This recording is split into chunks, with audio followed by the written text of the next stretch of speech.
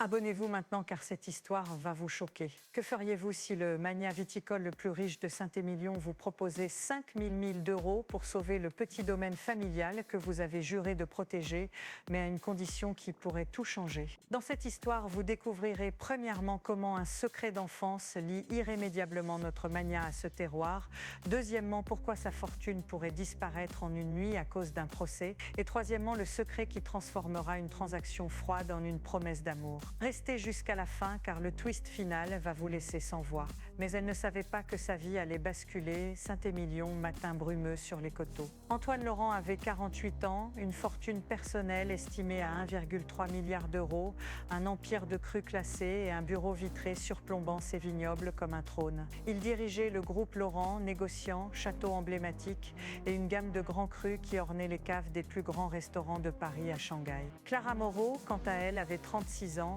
les mains tachées de terre et le cœur habité par un seul nom. Domaine des Iris, un petit flanc de terroir de Saint-Émilion transmis de mère en fille. Sa propriété ne pesait pas lourd face au bilan d'Antoine, mais pour Clara, c'était tout ce qui lui restait de sa mère. Elle vendait quelques barriques au marché local, recevait les touristes avec timidité et s'entêtait à garder l'appellation, le nom de famille, la mémoire de vendange mise à l'école. Il y avait autrefois entre eux une histoire adolescence volée près d'un vieux puits où ils avaient goûté leur premier vin. Mais les années et l'ambition avaient dressé des murs. Antoine, poussé à Paris par une banque d'affaires familiale.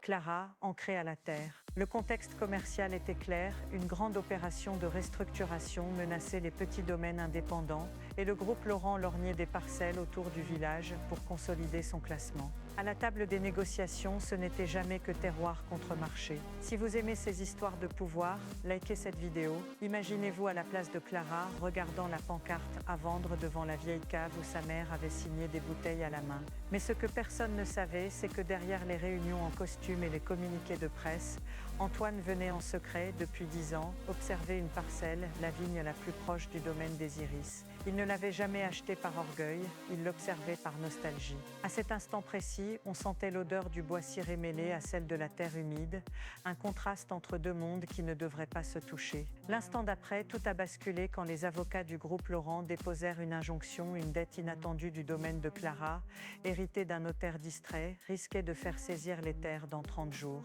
La lettre était sèche, l'entête connue, et la communauté de Saint-Émilion se déchira entre solidarité et fatalisme. À ce moment, Clara prit conscience qu'elle n'avait ni le capital, ni les relations pour contrer la machine juridique d'Antoine. Imaginez-vous à sa place, la vendange approchait, le temps pressait, et chaque tonnelle semblait produire des questions plutôt que du raisin. Le destin organisa alors une réunion qui semblait anodine, une dégustation de presse au château Montclair, propriété du groupe Laurent. Antoine arriva comme toujours, impeccablement, mais il se présenta à Clara comme un simple collectionneur qui voulait comprendre pourquoi un terroir résiste. La tension entre leurs regards brûlait plus que le soleil de juillet. Les gestes étaient précis, la façon dont il tenait le verre, la touche d'index sur sa montre, la façon dont elle retroussait la manche pour montrer une cicatrice de vendangeur. La première rencontre officielle fut un choc de monde, son parfum, boisé cuir, être lui rappelait les bottes de cheval qu'il avait autrefois portées.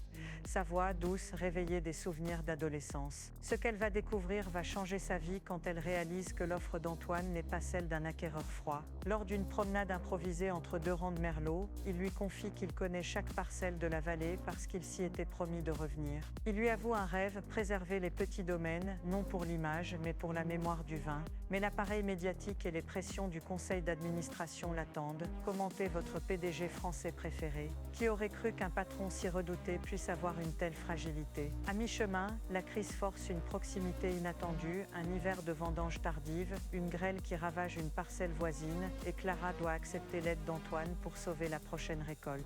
Ils se retrouvent à travailler côte à côte, bottes dans la boue, parlant de vendange, de recettes de grand-mère, de marques sur la main qui racontent des années de travail. On sent le toucher, la paume rugueuse d'Antoine effleure celle de Clara en tendant une caisse, la chaleur d'un regard qui dure. Les éléments confortent une intimité, un dîner au château avec chandelles et fromage de pays, une promenade au milieu des vignes au coucher du soleil, le flot d'un discours sur l'importance du terroir prononcé comme une prière.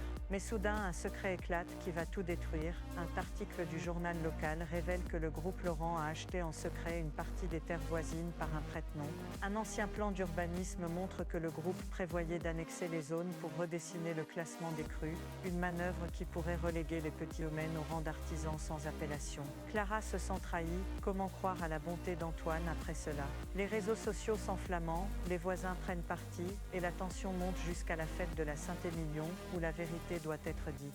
Dites-nous, croyez-vous aux secondes chances? À cet instant précis, Antoine implore une audience privée. Il se rend au domaine des Iris sous la pluie, veste trempée, et lui tend une clé, pas une clé de coffre, mais celle d'une petite maison mitoyenne qu'il avait achetée secrètement, la maison où ils avaient ri jeunes. Il explique que l'achat par prête-nom était une manœuvre pour protéger le terroir contre un investisseur étranger encore plus agressif.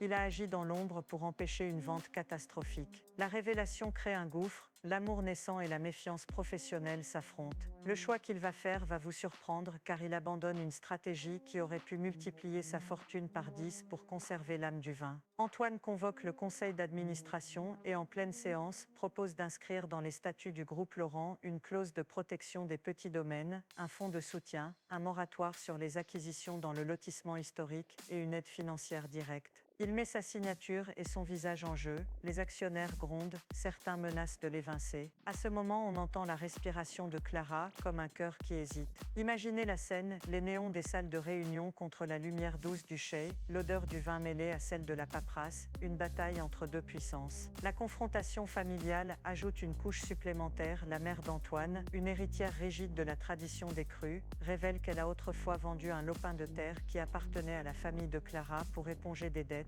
Ce mensonge du passé explique la rancœur qui a suivi. Les mots fusent, les larmes coulent, et Clara se tient entre la colère et la compassion. Tous risquent quelque chose, sa réputation locale, sa survie économique, la paix d'Antoine chez les siens. À cet instant précis, il se retrouve seul dans le chai du domaine des Iris, face à face, et les barrières tombent. La passion monte avec retenue. Ils se rapprochent, un presque baiser suspendu au-dessus d'une caisse de fût. On sent la chaleur du vin sur leurs lèvres, sans qu'ils n'osent franchir le pas. C'est un moment où le désir se mêle à la loyauté. Comment aimer quand tout peut être englouti par la guerre des terres? Et maintenant, la révélation finale. Antoine met en jeu non seulement son héritage, mais sa liberté. Il propose une solution radicale, faire don de la propriété qu'il possède sur la parcelle contiguë à Clara, la transférer au domaine des Iris sous forme d'un bail à long terme, indexé sur la qualité et non sur le capital. Il accepte aussi de créer un label collectif Saint-Émilion Gardien, garantissant la protection des petites exploitations contre toute spéculation future. Le geste est public, filmé et pourtant intime. Il choisit l'amour du terroir plus que la montée d'un cours en bourse. La conclusion se joue sur la terrasse du petit château de Clara, illuminé par des guirlandes, avec le clocher du village en arrière-plan. Antoine se tient debout et devant toute la communauté, il prononce des mots simples. Il sacrifie une partie de ses parts pour garantir l'indépendance de ses terres. La foule retient son souffle. Clara, les mains tremblantes, voit la scène se dérouler comme le dénouement d'un grand roman. L'amour véritable a triomphé d'abord parce qu'il a choisi de protéger un passé, non une marque. Cette histoire vous a touché, laissez un cœur rouge si vous croyez à l'amour qui sauve des terres. Abonnez-vous pour découvrir chaque jour les secrets des PDG français et des manias au cœur caché. Activez la cloche car la prochaine histoire va vous stupéfier. Et vous, quelle est votre histoire d'amour impossible? Commentez ci-dessous, dites-nous à votre avis, que devrait-elle faire maintenant? Quel PDG français vous fascine le plus? Avez-vous déjà dû choisir entre passion et devoir? Avant de partir, souvenez-vous dans les vignobles de Saint-Émilion, le vin garde les mémoires. Parfois sauver un domaine, c'est sauver une histoire d'amour. Si cette histoire vous a plu, likez, partagez et revenez demain pour un autre récit où pouvoir, luxe et cœur se rencontrent sous le soleil français.